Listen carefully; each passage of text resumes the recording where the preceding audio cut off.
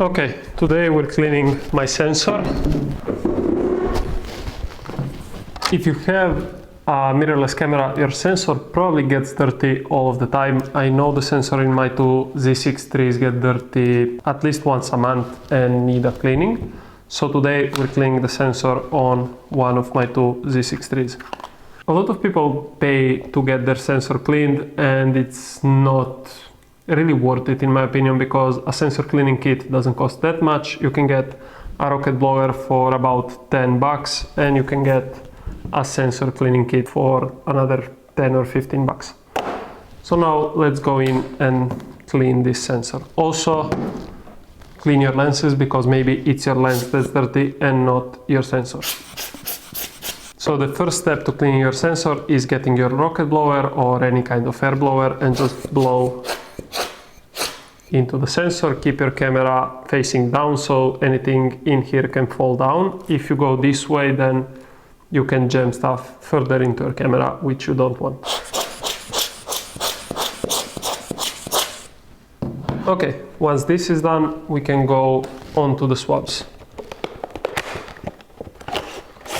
You can buy these from any manufacturers, they're all basically the same thing. So you take your swab, you open it, and this is what you get. It's basically just a microfiber swab, and it's the size of your sensor. If you have a crop sensor camera, make sure you buy an APS-C swab. If you get a full frame camera, make sure you buy a full frame swab. That should go without saying, but I say it anyways. So now you take your swab and you go in with just a couple of drops of cleaning solution. 2 drops usually does the trick, and you do it on the other side as well. Okay, that should be enough. You can check your swab and see that the whole edge is wet. Once the whole edge is wet, you can go in.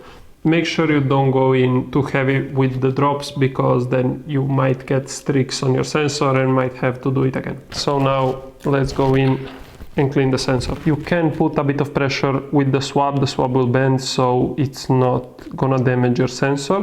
And sensors are really strong, much stronger than most people think, so the chances of you damaging your sensor are minimal. So once you go in one way, you can go in the other direction with the other side of the swab. And that's it, you're done. Your sensor's clean. If it's not, you can repeat the process, but in 90% of the chances it's going to be clean after the first swab. If you need to repeat the process, make sure you throw this swab away, get a new one and repeat it. You don't want to reuse a swab. That's it, the sensor is clean and we're done. Also, quick tip before closing the video: the best way to check if your sensor is dirty is to take a picture on a really high f-stop, maybe f14 or something. Get a bit of a slower shutter speed, maybe 1/5 or a second or something like that.